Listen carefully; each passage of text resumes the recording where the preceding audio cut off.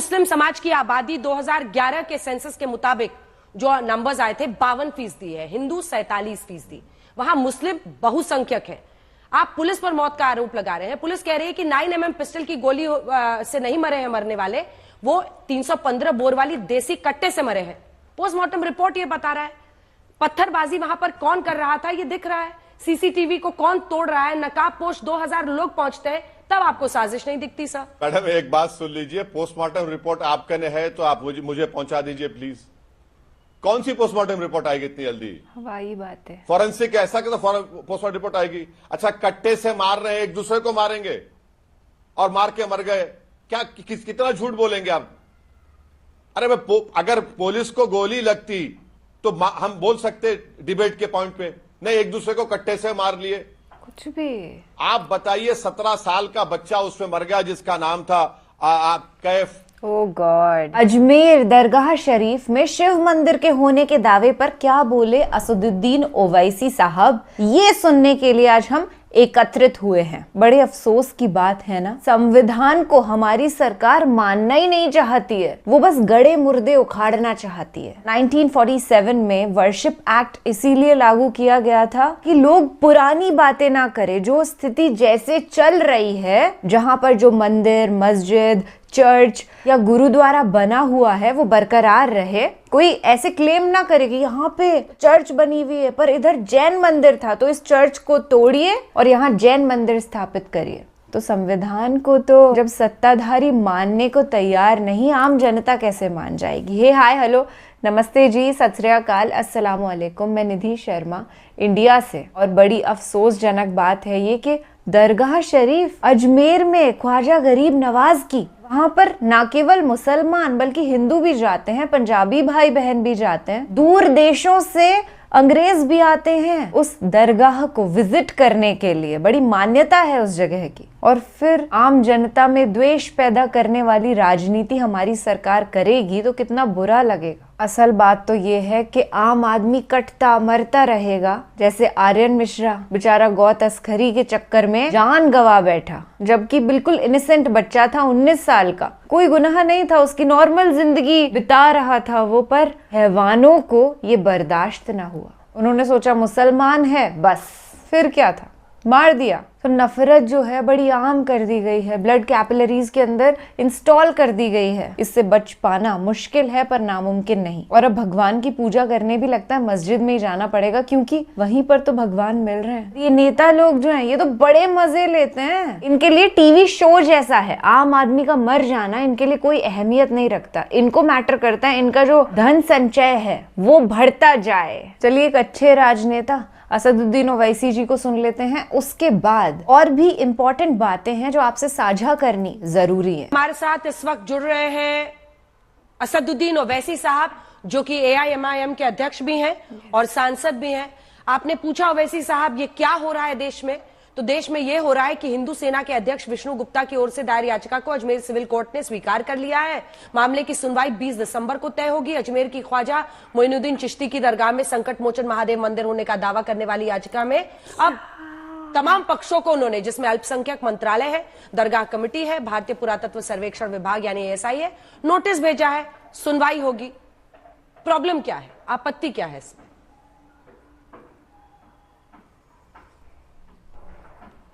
Problem यह है कि ख्वाजा अजमेरी की जो दरगाह है वो 800 साल से है। यस। और दरगाह शरीफ पे कभी भी ऐसा कोई क्लेम नहीं उठा। आज आप 800 साल के बाद ये क्लेम कर रहे हैं कि वो दरगाह नहीं है ख्वाजा अजमेरी की। करना क्या चाहते हैं आप? देखिए, दरगाह शरीफ में तो हर साल नरेंद्र मोदी चादर भिजाते हैं, कई प्रधानमंत्री ने चादर भिजाया। हमारे पड़ोसी 2 ममालिक वो डिप्लोमेसी के नाम पर डेलीगेशन भी करते हैं, डेलीगेशन भी जाते, ऑफिशियल डेलीगेशन। मकसद एक ही है कि जितने मुसलमानों की मसाजिद और दरगाहें हैं वहां पर ये तमाम BJP sponsored directly indirectly RSS के जो ये लोग हैं, इनको इस्तेमाल करके एक माहौल पैदा किया जा रहा है। आप क्या ख्वाजा अजमेरी की दरगाह पर कैसे आप बताएंगे? बताइए। अलाउद्दीन खिलजी के जमाने से अगर आप अमीर खुसरो की किताब देखेंगे मैडम, जिसका नाम है खजाइन फतूहा, उसमें जिक्र है। फिर मुगलों का दौर रहा, उसके बाद मुगल खत्म हुए, मराठाज आए। मराठाज ने जब कमजोर पड़े तो अजमेर को 18,000 रुपये में अंग्रेजों को बेच दिया। फिर जितने राजस्थान के जितने 22 रॉयल फैमिलीज हैं, और खुद जयपुर के बादशाह ने 40,000 तोला सिल्वर दिया दरगाह शरीफ को। आप इससे जिन लोगों का कॉन्फिडेंस कोर्ट पर है उस हटाना चाह रहे हैं। आप एक लॉ एंड ऑर्डर का मसला पैदा करना चाह रहे हैं, सोशल इंस्टेबिलिटी आप देश में पैदा करना चाह रहे हैं। और ख्वाजा अजमेरी की जो दरगाह है सुल्तान हिंद की, पूरे दुनिया से लोग आते हैं। आप मैसेज क्या दे रहे हैं? आपको तो अब यूएस गवर्नमेंट के स्टेट डिपार्टमेंट की फ्रीडम ऑफ रिलीजन की रिपोर्ट की जरूरत ही नहीं है भारत के बारे में लिखने की। इतना बड़ा काम ये लोग कर दिए हैं। आपने तमाम किताब कोट किए, तो मैं भी आपको एक किताब दिखा रही हूं जिसको इस पूरे केस में सबूत के तौर पर पेश किया गया है। Ajmer historical and descriptive, Harbilas Sarda की ये 1911 की किताब, जिसके पन्ने ये चीख चीख कर बता रहे हैं कि वहां पर हिंदू मंदिरों के अवशेष की बात है। पन्ना नंबर 53 जिसमें 93, जिसमें ये लिखा गया है कि बुलंद दरवाजे के उत्तर के गेट में 3 मंजिला छतरी है। ये किसी हिंदू इमारत के हिस्से से बनी है। छतरी की बनावट हिंदू मूल को दिखाते हैं। पेज नंबर 94, छतरी में लाल रंग के बलुआ पत्थर वाला हिस्सा पुराने जैन मंदिर का है जिसका विध्वंस किया गया। बुलंद दरवाजा, वो दावा है उस किताब के मुताबिक कि जैन मंदिर भी था और हिंदू मंदिर भी था। बुलंद दरवाजा और अंदर की चारदीवारी के नीचे पुरानी हिंदू इमारत या मंदिर के तहखाने में कई कमरे हैं। असल में पूरी दरगाह पुराने हिंदू मंदिर के स्थल पर बनी है। इसी के साथ मंदिर में महादेव की तस्वीर है। परंपरा के मुताबिक तहखाने के अंदर मंदिर में महादेव की तस्वीर है जिस पर रोज ब्राह्मण परिवार पूजा करता था। आज भी दरगाह में घड़ियाली की वो परंपरा है। इस पर धूल डाल दी जाए, दिस इज क्रेजी, इस पर कालीन बिछा दी जाए। क्या एक समाज का हक नहीं है कि वो अपने इतिहास को जान पाए? नहीं तो आप ये कह रहे हैं कि जो किताब में शारदा ने लिखा ट्रेडिशन की बुनियाद पर, कहां है प्रूफ? कहां है बताइए, कहां है प्रूफ? ट्रेडिशन सर्वे से पता चलेगा। यानी जो भी, क्यों सर्वे से पता चलेगा? क्यों सर्वे होगा? मैं जाकर कल अर्जी डाल दूंगा, प्रधानमंत्री के घर में नीचे मस्जिद थी, क्या करेंगे आप? खुदाई का ऑर्डर दे देंगे मुझे? मैं कल जाके बोल दूंगा कि पार्लियामेंट के नीचे कुछ और था, आप खुदाई का ऑर्डर दे देंगे मुझे? मजाक है क्या? देश चलाना कोई मजाक है? कल मैं जाके बोलूंगा कि भाई वहां पर कोई मुसलमान जाके बोलेगा नहीं ये जो जगह किसी इबादत गाह की नहीं है, मेरी है। कहां आप लेकर जाना चाहते हैं देश को? ये इस तरह से आप कोई भी कुछ लिख देगा, बेवकूफ पागल बातें कोई लिख देगा। ट्रेडिशन क्या ट्रेडिशन है? कौन सा ट्रेडिशन की आप बात कर रहे हैं? इसीलिए मुझे मालूम था कि आप बोलेंगे। मैं आपको 13th सेंचुरी किताब अमीर खुसरो की कोट किया हूं। प्रधानमंत्री जितने हैं वो वहां पर चादर भेजते हैं। आज आकर आप बोल रहे ये होगा? सर आप तो दावे की जो बात कर रहे हैं, नहीं सुनिए ना ओवैसी साहब, वक्फ वाले यही कर रहे हैं। 2 दिन पहले सर एटा में एक हिंदू परिवार के एंसेस्ट्रल जमीन को वक्फ प्रॉपर्टी कहने के लिए वहां पर एक पूरी भीड़ पहुंच गई, जिस मामले में अब फरहान और रफीक को अरेस्ट किया गया है। वो उस परिवार पर हमला भी करते हैं कह के ये वक्फ की जमीन है। देखिए मामला क्या है ना, मैं असल बुनियाद पर आती हूं। आप बार बार 1991 के स्पेशल जो वर्शिपिंग एक्ट है उसको कोट करते हैं।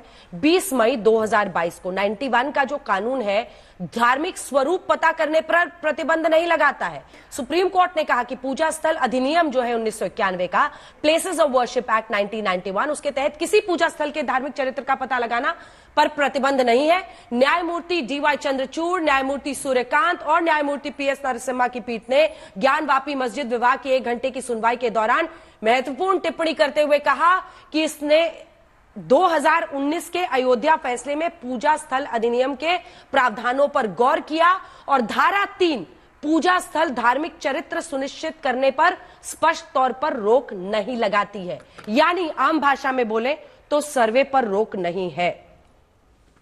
चरित्र बदलने पर रोक है लेकिन सर्वे पर रोक नहीं है। पहले तो मैडम सुनिए मैडम, पहले मैं बड़ी इज्जत के साथ आपसे अर्ज कर रहा हूं, जो कोई भी आपको लिखकर दे रहा है ना वो नंबर 1 का थम्स अप है।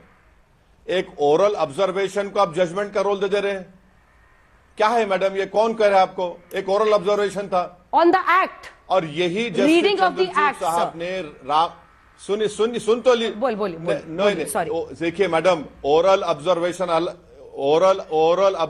अलग होता है, जजमेंट अलग होता है। आप ओरल ऑब्जर्वेशन को जजमेंट का आप दे देंगे तो फिर इसका मतलब नरेंद्र मोदी पर जो हाई कोर्ट ने, सुप्रीम कोर्ट ने कहा था कि रोम जल रहा था और नीरू बांसुरी बजा रहे थे, मैं बोलूं वो तो ओरल ऑब्जर्वेशन था। वो ओरल ऑब्जर्वेशन जजमेंट का स्टेटस नहीं दे सकते आप। मैं आपको बता रहा हूं कि बाबरी मस्जिद के केस में नॉन डिट्रोगेशन के प्रिंसिपल की बात हुई थी, और क्यों हुई थी? भारत जो है आर्टिकल 21 ICESCR का सिग्नेटरी है। नवतेज का केस है सुप्रीम कोर्ट का। आप खुद कह दिए हैं कि प्लेसेस ऑफ वर्शिप एक्ट में आप नहीं बदल सकते उसको। अब आप मैं कैसे बोलूं? बदलेंगे उसको, बताइए आप। अब मैं बोलूं क्या सर्वे किस? हाँ बोलिए बोलिए। सर, मैंने ये नहीं कहा कि ये कोर्ट का फैसला था, मैंने कहा ये उनका इंटरप्रिटेशन ऑफ द एक्ट है, जिसमें वो कह रहे हैं कि चरित्र को बदलने पर तो पूरी तरह से रोक है, लेकिन अगर वर्शिप, एक second, places of worship act में अगर कहीं पर लिखा हुआ है, आप लाइन निकाल के मुझे दिखा दीजिए कि चरित्र पता करने पर भी रोक है। एक बात सुनिए मैडम, जब पार्लियामेंट में कानून बन गया कि 15 अगस्त 47 को जिस किसी समुदाय का रिलीजियस प्लेस होगा वो सील हो गया, कुछ चेंज नहीं होगा। यस। जब वो सील हो चुका है तो एसेटन की कहां बात आ रही है? आप तो पार्लियामेंट के जो कानून बनाने के तरीके से आगे जा रहे हैं, और वो एक ओरल ऑब्जर्वेशन को आप जजमेंट का रूप दे रहे हैं। आज भी सुप्रीम कोर्ट में पेंडिंग है वो, और सुप्रीम कोर्ट सुनवाई करेगा उस बारे में। सर, मैं तो कह रही हूं अगर उस एक्ट में, एक्ट में ये किस लिए रहेगा? एक्ट में अगर ये लूपहोल है तो आप बैरिस्टर हैं, आप कुछ कीजिए ना, जाइए ना, इन लोगों की बिना पर आपके। देखिए, मेरा असल सवाल पर आते हैं, वैसे आपको मेरे साथ दिखाइए एक बार असल सवाल सर, और एकदम दो टूक सवाल पूछ रही हूँ, सीधा सवाल। मैं बोलता हूं। पहले सुनिए सर, सवाल सुनिए please sir, please listen to my question. My question is कि जब एटा में वक्फ की जमीन है, ये परिवार की जमीन नहीं है, ये वक्फ की जमीन है, ऐसा कहकर भीड़ हमला कर देती है, तब कुछ नहीं बोलना है। लेकिन अगर हिंदू पक्ष कोर्ट में जाके कहता है कि हमें सर्वे करने दीजिए, हमें पता करने दीजिए कि ये मस्जिद थी या मंदिर था, तो ऐसे में ये गलत है, ये कैसे चलेगा सर? बिल्कुल चलेगा, क्योंकि भारत की सबसे बड़ी पंचायत लोकसभा राज्यसभा ने कानून बना दिया है। आप कानून के खिलाफ कैसे जाएंगे? अब रहा सवाल वक्फ की प्रॉपर्टीज का, तो आप सीओ को बुला लीजिए, उत्तर प्रदेश के जो भी है शिया सुन्नी के, उनसे पूछिए। अगर वक्फ की प्रॉपर्टी है तो वक्फ की प्रॉपर्टी है। पंजाब हरियाणा हाईकोर्ट का 2 दिन पुराना जजमेंट है कि अगर उसका गजीट है कि वो वक्फ है तो वक्फ रहेगा वो। पंजाब हरियाणा हाईकोर्ट का 2 दिन पुराना जजमेंट आपको बोल रहा हूं मैं। आप देखिए, आप ये बताना चाह रहे हैं कि हम पूरे मुसलमानों की जितनी मसाजिद दरगाह हैं वो गलत है, ये बोल दीजिए ना, ये बोल दीजिए कि हाँ पूरी गलत है, तो फिर कानून क्यों है? कानून को हटा दीजिए आप। मैं जिस दिन आपके प्रोग्राम पर आया था, जब बाबरी मस्जिद राम मंदिर जजमेंट आया था, आप प्रोग्राम उठाकर देखिए, मैंने आपसे कहा था कि देखना इस जजमेंट जो गलत है, आस्था की बुनियाद पर दिया गया, इसमें कई मसले खुल जाएंगे।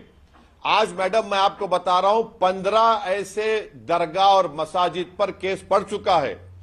ज्ञानवापी है, मथुरा है, आपके सलीम चिश्ती की दरगाह है, ख्वाजा अजमेरी की दरगाह है, खुव्वतुल इस्लाम की मस्जिद है, और क्या है, कर्नाटका में बाबा बुदरंगी दरगाह चिकमंगलूर है, कमाल मौला की मस्जिद है, मध्य प्रदेश से 15 इश्यूज पैदा हो गए। सर्वे का ऑर्डर तो सिर्फ अभी तक 4 जगह ही है सर। दरगाह नहीं है।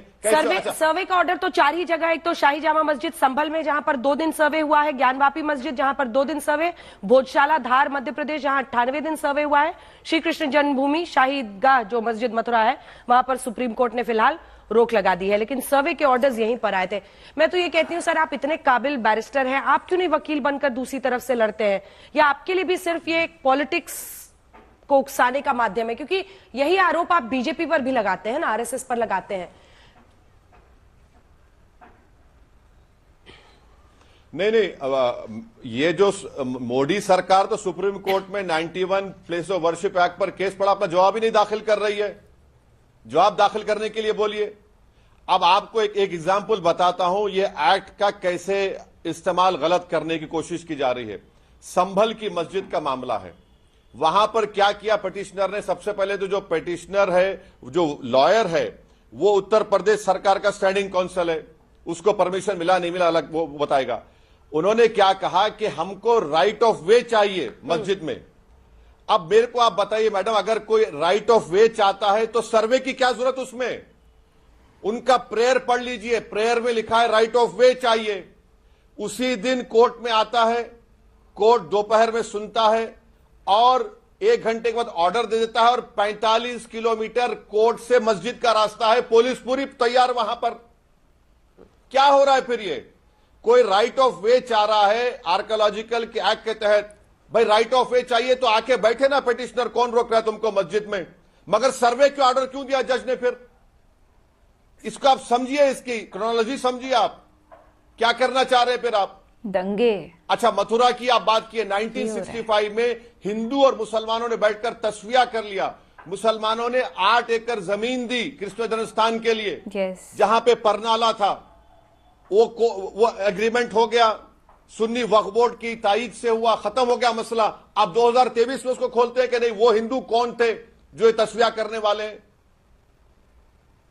कि यही बचा है इस देश के लिए? गरीबी मुद्दा नहीं है, बेरोजगारी मुद्दा नहीं है। यही आप लड़ाएंगे हिंदू मुसलमानों को, बीजेपी आरएसएस वाले इस नाम पर? नहीं, पर ये संघ प्रमुख का तो एक बयान है जो जरा पढ़ के आपको सुनाना चाहते हैं। उन्होंने तो सीधा कहा था कि हम लोगों को इससे अब कोई मतलब नहीं है। उन्होंने ये कहा था जून 2022 में, मोहन भागवत ने, जो कि आरएसएस प्रमुख हैं, मोहन भागवत जी ने कहा कि इतिहास वो है जिसे हम बदल नहीं सकते, इसे ना आज के हिंदुओं ने बनाया ना आज के मुसलमानों ने। ये उस समय घटा जब हर मस्जिद में शिवलिंग क्यों देखना है?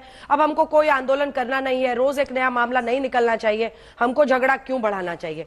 वो तो ये कह रहे हैं, फिर भी आप उन्हीं पर आरोप लगा रहे हैं। मुझे बताइए ना सर, संभल की बात करते हैं, संभल की तस्वीरें दिखाइए जरा सर को।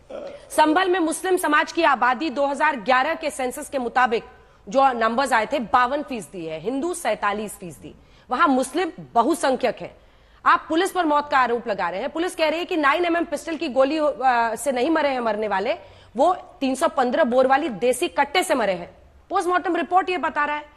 पत्थरबाजी वहां पर कौन कर रहा था ये दिख रहा है, सीसीटीवी को कौन तोड़ रहा है, नकाब पोश 2000 लोग पहुंचते हैं, तब आपको साजिश नहीं दिखती सर? मैडम एक बात सुन लीजिए, पोस्टमार्टम रिपोर्ट आपके ने है तो आप मुझे पहुंचा दीजिए प्लीज। कौन सी पोस्टमार्टम रिपोर्ट आएगी इतनी जल्दी? हवाई बात है। फॉरेंसिक ऐसा कि तो पोस्टमार्टम रिपोर्ट आएगी? अच्छा, कट्टे से मार रहे हैं, एक दूसरे को मारेंगे और मार के मर गए, क्या कितना झूठ बोलेंगे आप? अरे अगर पुलिस को गोली लगती तो हम बोल सकते डिबेट के पॉइंट पे, नहीं एक दूसरे को कट्टे से मार लिए, कुछ भी। आप बताइए, 17 साल का बच्चा उसमें मर गया जिसका नाम था कैफ। ओह गॉड। प्लास्टिक के खिलौने बेचकर जिंदगी गुजारता था, सीने पे गोली लगी। क्या है? पोस्टमार्टम की रिपोर्ट नहीं है। रहा सवाल मोहन भागवत साहब का, तो वो तो बोलते जरूर है, मगर ये जितने लोग जो कोर्ट को जा रहे आरएसएस के नहीं है। कंडेम करिए, चलिए। आपने एक केंद्र के मंत्री का स्टेटमेंट शुरुआत में दिखा दिया, उनका ताल्लुक आरएसएस से नहीं है, वो मोहन भागवत की इज्जत नहीं करते, मोहन भागवत उनके बॉस नहीं है। अरे हम अब देख चुके हैं ना मैडम। और एक एग्जांपल मैं देता हूं आपको। जिस वक्त बाबरी मस्जिद के ताले खोले गए थे, मुस्लिम पक्ष नहीं था, उस जमाने में कंप्यूटर नहीं था। जज साहब ने 15 मिनट की हियरिंग में 28 पेज का ऑर्डर दे दिया। आप बताइए, टाइपराइटर में 5 मिनट ऑर्डर दे दिए और जाकर ताले खोल दिए गए। और बाद में जज साहब अपनी किताब में लिखे कि मुझे डिवाइन इंस्पिरेशन मिला। कैसे मिला डिवाइन इंस्पिरेशन? कि मेरे घर पर और मेरी कोर्ट की दीवार पर अपनी किताब में लिखा कि काला बंदर बैठता था। क्या हुआ आपने देख लिया। जब कलेक्टर को आप पावर दे रहे हैं, आज वक्फ बिल की आप बात कर रहे हैं, आपको याद होगा बाबरी मस्जिद में जब मस्जिद को बंद करके रात के अंधेरे में चोरों की तरह वहां पर मूर्तियां रखी गई, तो एक कलेक्टर साहब थे, नायर नाम था, उन्होंने सब कर दिया काम, पूजा का स्टार्ट कर दिया, नमाज। वो बाद में वो जनसंघ के एमपी बन गए। तो ये सब चीजें हमारे सामने है हमने तो मैडम। ओवैसी साहब आपको ऐसा भी नहीं है कि हम बोलते आके हुए बैठ सुना के है। आपके सामने ओवैसी साहब हिस्ट्री देखिए ना। अब वो 17 वर्ष का जो बच्चा मरा है, उसके पेरेंट्स को कोई उनका बेटा लौटा नहीं सकता। उनको पूरी जिंदगी अपने बच्चे के लिए तड़पना पड़ेगा। क्यों? क्योंकि हमारे देश में हिंदू मुस्लिम वाद विवाद जो चल रहा था, दंगे जो चल रहे थे, और भी कई लोगों की मौत उसमें हुई। न केवल संभल में बल्कि पिछले कई सालों में कितनी बार हमने रायत सुन लिए। कभी हल्द्वानी में हो जाता है, तो कभी नॉर्थ ईस्ट दिल्ली में हो जाता है, तो कभी बहराइच में हो जाता है। ये दंगा बंद होने का नाम क्यों नहीं ले रहा है? क्या इसके पीछे सरकार का हाथ ही तो नहीं? सरकार का हाथ है तभी ये दंगे हो रहे हैं। अदरवाइज इतना पैसा हम पे करते हैं as tax to the government, पर मिडिल क्लास का पैसा खा जाती है हमारी बेईमान सरकार, और फिर उनसे अपने बड़े बड़े आशियाने बना लेते हैं। उसे जनता को सुपुर्द नहीं करते, हमारे लिए कोई इंफ्रास्ट्रक्चर तैयार नहीं करते, कोई पॉल्यूशन कंट्रोल नहीं करते, कोई रोजगार पैदा नहीं करते, कोई एजुकेशन फैसिलिटीज डेवलप नहीं करते। देश को पीछे ले जाने का काम कर रहे हैं ये लोग। जब भाजपा सरकार पावर में नहीं आई थी, तब फिर भी लग रहा था कि हाँ यार, देश आगे बढ़ रहा है, जातिवाद से निकल रहा है। पर ये लोग तो और ज्यादा जातिवाद के अंदर फंसा चुके हैं। पार्लियामेंट में इतनी हिम्मत हो जाती है एक भाजपा के नेता की, हिमाचल प्रदेश से जो एमपी हैं, वो बोलते हैं राहुल गांधी के लिए इनको खुद की जाति का पता नहीं, ये गणना की बात करते हैं। मतलब अब हमारे देश की पार्लियामेंट में ये बातें होंगी इतने छिछले स्तर की। I am personally affected by this particular thing. मतलब हर जगह को आप सर्वे के लिए रेडी कर दीजिए कि इस मस्जिद के अंदर भी भगवान की मूर्ति मिली है, इस मस्जिद के अंदर भी हमारा मंदिर था। और जब सर्वे होगा, दंगे होंगे, उसमें कई लोग मारे जाएंगे, कट्टरपंथी उरूज पर होगी और भाजपा सरकार जीत जाएगी। हमें एंटी गोदी होना पड़ेगा। हमें डिसाइड करना होगा कि हम एक पढ़े लिखे नेता को पावर में लाएं। बहुत ज्यादा जरूरत है देश को अब किसी समझदार पढ़े लिखे नेतृत्व की। आई रियली होप कि जो सिचुएशन है इट गेट्स मच बेटर, और सच दिखाना हमारा काम है, वो हम करते रहेंगे। और उम्मीद यही है भगवान से कि एक दिन इस काबिल हो कि खुद ये सारी गंद को खत्म कर सकें। ख्याल रखिएगा अपना और अपने सभी घर वालों का। खुश रहिएगा, महफूज रहिएगा, जिंदाबाद रहिएगा, सही पार्टी के साथ रहिएगा। राम राम, दुआ सलाम, जय हिंद।